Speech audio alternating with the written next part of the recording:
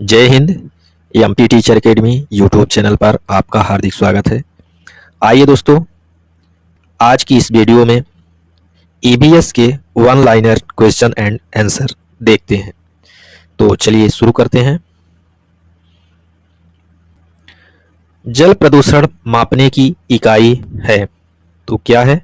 VOD, यानी कि biological oxygen demand. Okay, next देखिएगा। ध्वनि प्रदूषण मापने की इकाई है डेसिबल। आइए नेक्स्ट देखते हैं। ग्रीन मफलर संबंधित है ध्वनि प्रदूषण से। ठीक है।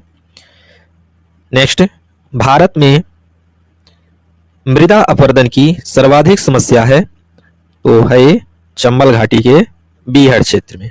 ठीक है। आइए नेक्स्ट देखते हैं। मृदा अपरदन रोकने के उपाय हैं तो क्या क्या उपाय हैं?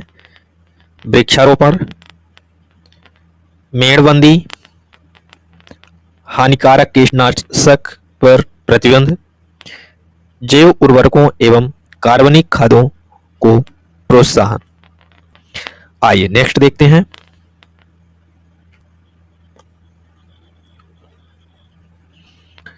सूर्य से आने वाली हानिकारक परावैंगनी किरणों को रोकता है।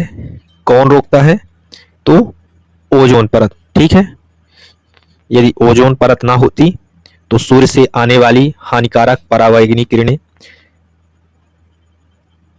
धरातल तक पहुंच जाती और यहां मानव जीवन खतरे में पड़ जाता।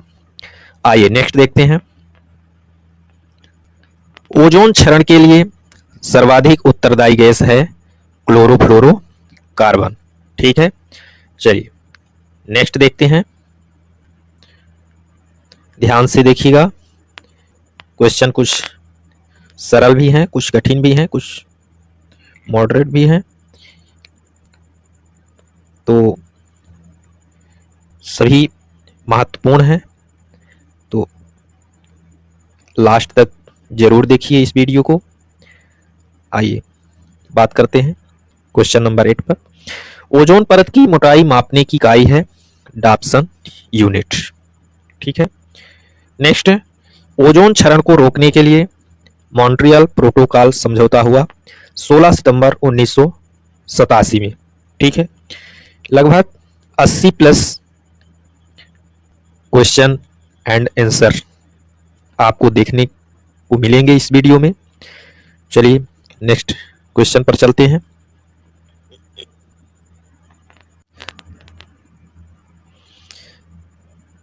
ओजोन संरक्षण दिवस मनाया जाता है 16 सितंबर को। नेक्स्ट, ओजोन परत की सर्वाधिक मोटाई ग्रीष्म ऋतु में श्रीनगर में पाई गई है। ठीक है। आइए नेक्स्ट देखते हैं। ओजोन परत की न्यूनतम मोटाई वर्षा ऋतु में त्रिवेंद्रम में पाई गई। ठीक है। नेक्स्ट, जैव निम्नीकरण प्रदूषक है तो क्या क्या है? सब्जी एवं फल के छिलके, सीवेज, सड़े गले पदार्थ व कागज आदि। ठीक है। आइए और आगे देखते हैं नेक्स्ट क्वेश्चन। जैव अनिम्नीकरण प्रदूषक है तो क्या है? प्लास्टिक, पॉलीथीन, पारा, सीसा इत्यादि। ठीक है। नेक्स्ट, लंदन धूम्र दिखाई देता है तो कब दिखाई देता है? शीतकाल में सुबह के समय। ओके। आइए नेक्स्ट देखते हैं। सर्वाधिक ग्रीन हाउस गैस का उत्सर्जन किस देश में होता है? तो ये होता है चीन में। ठीक है। नेक्स्ट, ग्लोबल वार्मिंग के लिए सबसे अधिक उत्तरदायी राष्ट्र है चीन, अमेरिका। यानी कि सबसे ज्यादा ग्लोबल वार्मिंग उन्हीं देशों में होती है जो विकसित राष्ट्र हैं या विकसित देश हैं। ठीक है। आइए नेक्स्ट देखते हैं। ग्रीन हाउस प्रभाव को सर्वप्रथम पहचाना था ग्रीन वेंटिस्टे फ्यूरियर ने। ठीक है, अब आइए नेक्स्ट देखते हैं। ग्रीन हाउस प्रभाव के लिए सर्वाधिक उत्तरदायी गैस है carbon dioxide. Okay, next, green house gas को कम करने के लिए प्रोटोकॉल लागू किया गया। कौन सा प्रोटोकॉल था? Kyoto protocol. ठीक है, 1997 में लागू किया गया था। ओके, नेक्स्ट, अम्ल वर्षा का कारण है, तो अम्ल वर्षा का कारण है सल्फर डाइऑक्साइड और नाइट्रोजन ऑक्साइड। ओके, आइए नेक्स्ट क्वेश्चन देखते हैं। अम्लीय वर्षा से ऐतिहासिक इमारतों तथा मूर्तियों का संधारित या क्षरण होना कहलाता है। क्या कहलाता है? Stone leprosy. ठीक है, आइए नेक्स्ट क्वेश्चन को देखते हैं। ताजमहल के पीला होने का कारण है, तो क्या कारण है? Sulphur dioxide. ओके, नेक्स्ट, कृत्रिम वर्षा के लिए उत्तरदायी है, तो क्या उत्तरदायी है? Silver iodide. ठीक है, आइए नेक्स्ट देखते हैं। शुष्क बर्फ कहते हैं, तो किसको कहते हैं? ठोस कार्बन डाइऑक्साइड। ठीक है, नेक्स्ट है अंतरराष्ट्रीय आम्ल वर्षा केंद्र है, तो ये कहाँ है? मैनचेस्टर में। ठीक है, आइए नेक्स्ट देखते हैं। विश्व में सर्वप्रथम आम्ल वर्षा हुई थी, तो ये कहाँ हुई थी? स्वीडन में। ओके, नेक्स्ट, भोपाल गैस त्रासदी हुई थी मिथाइल आइसोसाइनेट के कारण। ओके, आइए नेक्स्ट देखते हैं। चिरनोबिल स्थित परमाणु ऊर्जा संस्थान में भीषण नाप की दुर्घटना हुई, तो ये कहाँ हुई? यूक्रेन में। ठीक है, वही यूक्रेन जो किसी समय रूस का हिस्सा था, फिर रूस से स्वतंत्र होकर अलग देश बना। ठीक है, आइए नेक्स्ट देखते हैं। वायु प्रदूषण के सूचक हैं लाइकेन। नेक्स्ट, सीवेज प्रदूषण के सूचक हैं इकोलाई जीवाणु। आइए नेक्स्ट देखते हैं।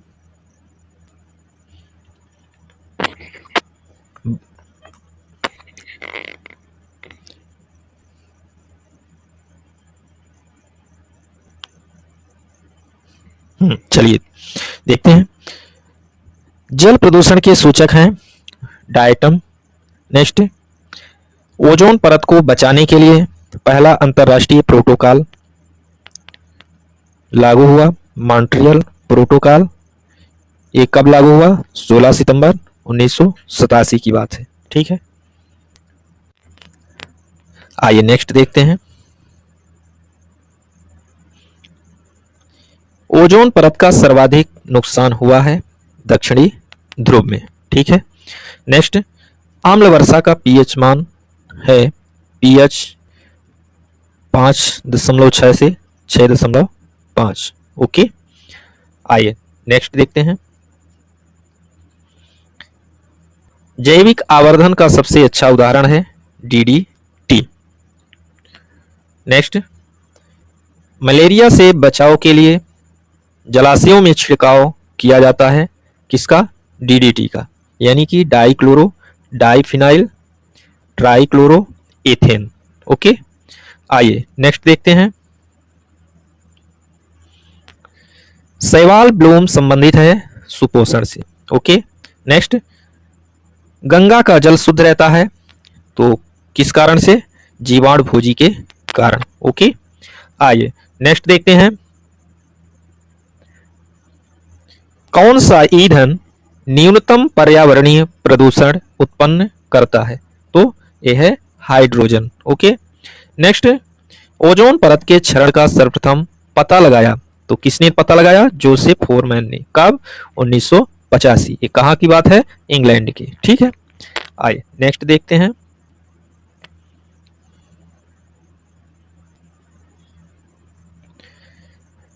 गोबर गैस का मुख्य घटक है, तो ये है मीथेन। ओके, नेक्स्ट, आर्सेनिक द्वारा अत्यधिक जल प्रदूषण वाला राज्य है, तो ये है पश्चिम बंगाल। ओके, आइए नेक्स्ट देखते हैं।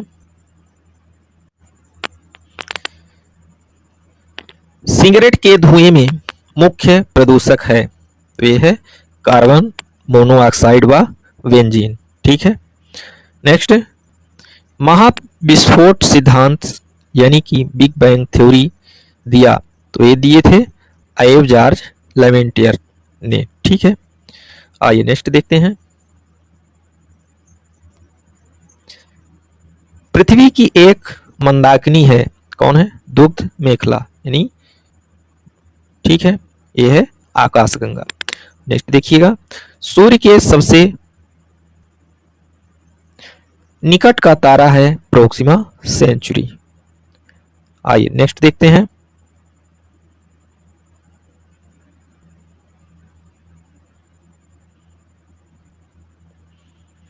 सूर्य की उम्र है 5 मिलियन वर्ष। ठीक है, नेक्स्ट, सूर्य का प्रकाश पृथ्वी पर पहुंचता है 8 मिनट 16.6 सेकेंड में। ठीक है, आइए नेक्स्ट देखते हैं। सूर्य के सबसे निकटतम ग्रह है बुध है।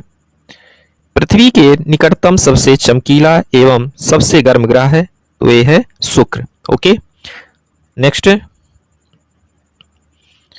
सांझ का तारा, भोर का तारा, पृथ्वी की भगिनी, पृथ्वी का जुड़वा और प्रेशर कुकर ग्रह कहते हैं, तो ये कहते हैं शुक्र को। ओके, आइए नेक्स्ट देखते हैं।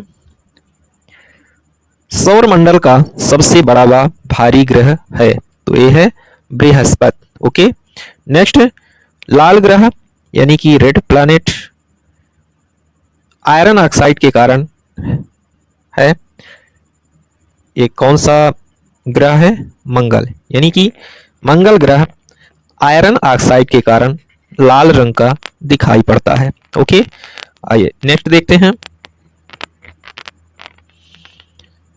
मंगल ग्रह के 2 उपग्रह हैं, फोबोस और डीमोस। ओके, नेक्स्ट, शनि ग्रह का सबसे बड़ा उपग्रह टाइटन है। ठीक है, ये 1665 में डेनमार्क के खगोलशास्त्री क्रिश्चियन के द्वारा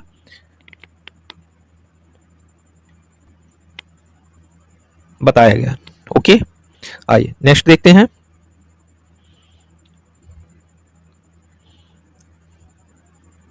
शनि ग्रह के चारों ओर कितने चमकदार वलय हैं? तो ये है 7, यानी कि 7। ओके, नेक्स्ट देखिएगा, किस ग्रह का घनत्व जल से भी कम है? तो ये है शनि। ओके, आइए नेक्स्ट देखते हैं।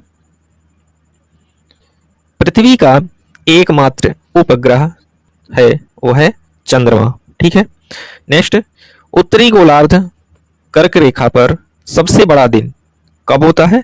तो 21 जून को। ठीक है, आइए नेक्स्ट देखते हैं।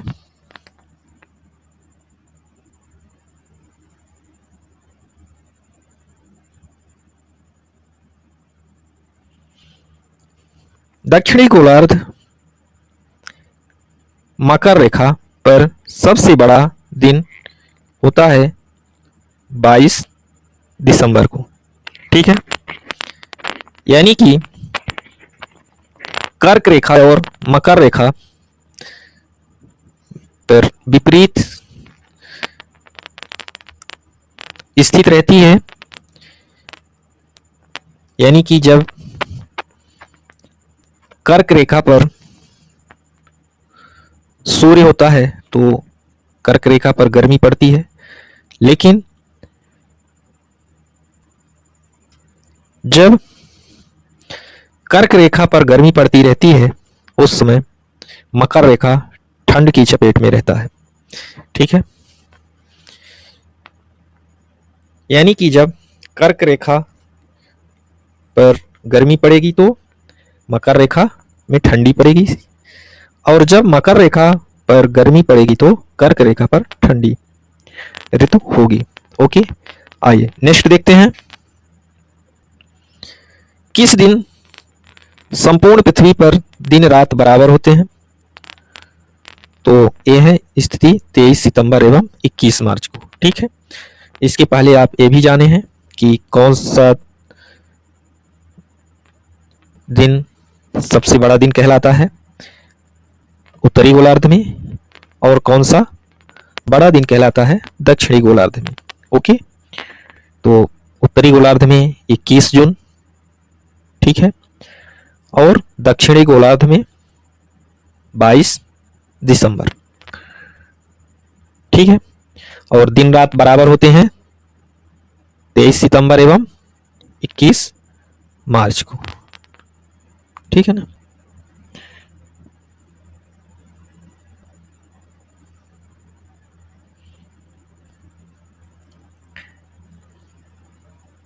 बाईस दिसंबर और 21 जून को ध्यान रखना है कि 21 जून में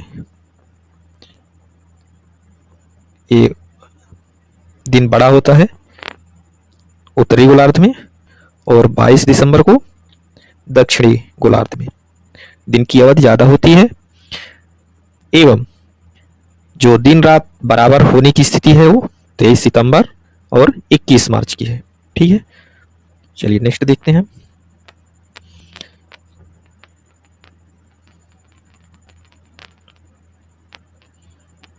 हमेशा उत्तर दिशा में चमकता तारा है तो ये है ध्रुव तारा। ओके, नेक्स्ट, पूर्ण सूर्य ग्रहण हमेशा कब लगता है? तो अमावस्या के दिन। ठीक है, आइए नेक्स्ट देखते हैं। चंद्र ग्रहण हमेशा होता है पूर्णिमा की रात। ठीक है, नेक्स्ट, 180 डिग्री देशांतर है तो यह है अंतरराष्ट्रीय तिथि रेखा। ठीक है, ओके, आइए नेक्स्ट देखते हैं।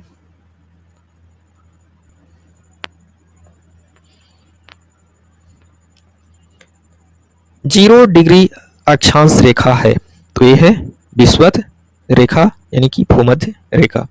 विषुवत रेखा को ही भूमध्य रेखा कहा जाता है, क्योंकि मान लीजिए कि यदि ये विषुवत रेखा हो गई तो उत्तर की ओर उत्तरी गोलार्ध है ऊपर की ओर, और यही विषुवत रेखा से उत्तर की ओर ऊपर की ओर कर्क रेखा, और दक्षिण की ओर नीचे की ओर मकर रेखा होती है। ठीक है,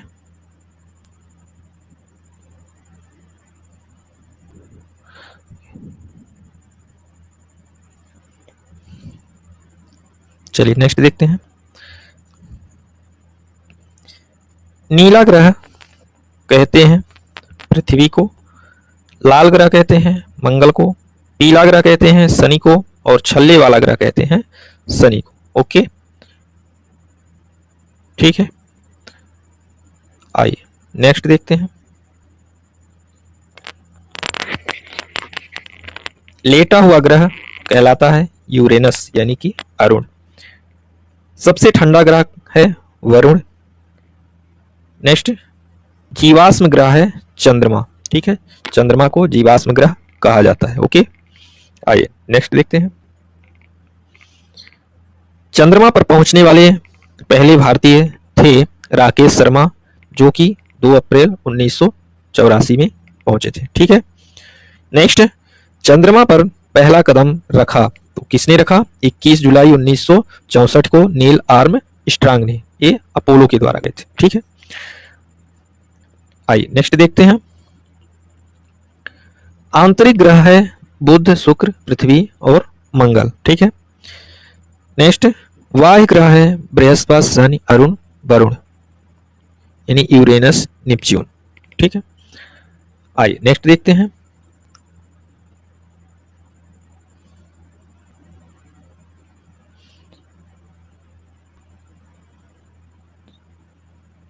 अपसौर यानी कि सूर्य से पृथ्वी की अधिकतम दूरी की घटना होती है, कब होती है? 4 जुलाई को। ठीक है।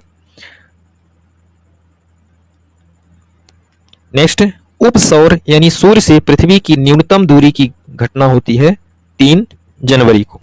ठीक है। आइए नेक्स्ट देखते हैं। सबसे अधिक टाइम जोन है किस देश में है? रूस में। सबसे ज्यादा टाइम जोन है 11, अमेरिका में है 7 और ऑस्ट्रेलिया में है 3 टाइम जोन। ओके। आइए नेक्स्ट देखते हैं। विषुवत रेखा, मकर रेखा, कर्क रेखा तीनों रेखाएं किस एक महाद्वीप से होकर गुजरती हैं? तो यह है अफ्रीका महाद्वीप। ओके। आइए नेक्स्ट देखते हैं। विषुवत रेखा एवं मकर रेखा गुजरती है कहां से? ब्राजील से। ठीक है। तो ये थे आज के क्वेश्चन एंड आंसर। अब यहीं पे वीडियो को रोकता हूं, मिलेंगे नई वीडियो में पुनः। तब तक के लिए अपना ख्याल रखिए। जय हिंद।